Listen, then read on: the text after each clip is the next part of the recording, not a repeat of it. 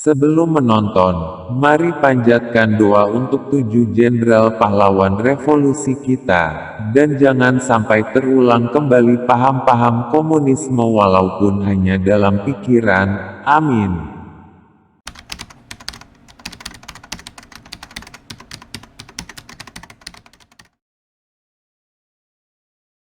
Peristiwa berdarah nan memilukan dilakukan oleh G30 SPKI.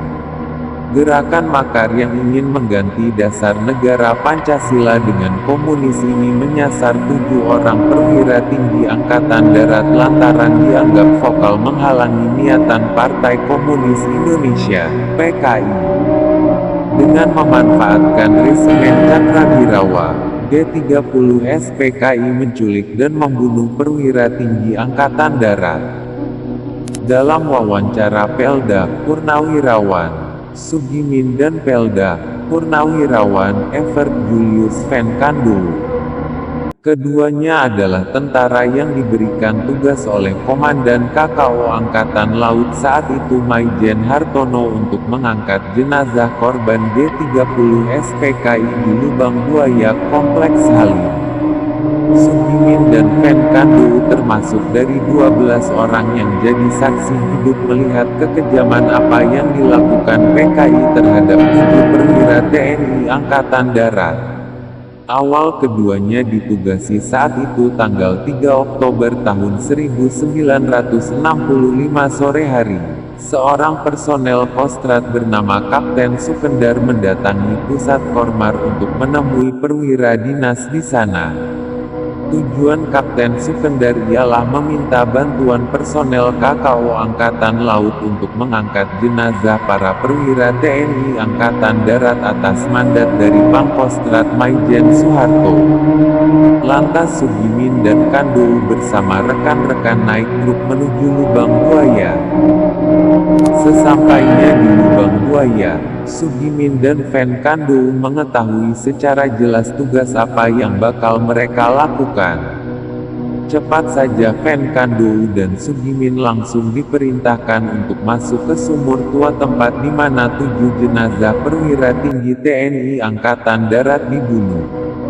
Dari 100 meter bau busuk mayat sudah tercium oleh Sugimin dan Van Kandung saat masuk ke sumur tua itu.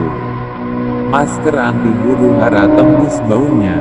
Dari 100 meter kita masuk sudah terasa bau busuknya jenazah, ujar Van Kandung. 2 hari setelahnya kami tak bisa makan, gara-gara bau itu, tambahnya. Untuk mengangkat jenazah pun secara wajar tidak mungkin. Hal ini lantaran posisi jenazah dari ketujuh perwira TNI Angkatan Darat di sumur itu terbalik, yakni kaki berada di atas dan kepala di bawah. Mau tak mau kaki jenazah harus diikat dan ditarik ke atas dalam keadaan terbalik. Yang ngenes sekali itu jenazah Pak Jenderal Ahmad Yani dan Jenderal Sutoyo ketika ditarik ke atas sudah di mulut sumur talinya putus, kata Van Kandung. Putusnya tali itu membuat jenazah keduanya jatuh lagi ke dalam sumur tua. Van Kandung melanjutkan jika dirinya semakin sedih tatkala melihat kondisi para jenazah, terutama Jenderal Ahmad Yani. Sedih. Saya melihat Pak Yani lehernya disayat hampir putus, kata Van Kandung. Sugimin juga mengatakan kondisi jenazah Ahmad Yani yang paling memprihatinkan. Mungkin Pak Yani diberondong tembakan berkali-kali. Pada waktu jenazah Ahmad Yani diangkat, kotoran dari perutnya keluar, sobek akibat berondongan peluru sebelumnya. Jenazah yang lainnya tak ada yang sampai seperti itu, ujar Sugimin. Perlu 2-3 jam bagi tim untuk mengangkat semua jenazah keluar dari sumur tua di Lubang Buaya itu.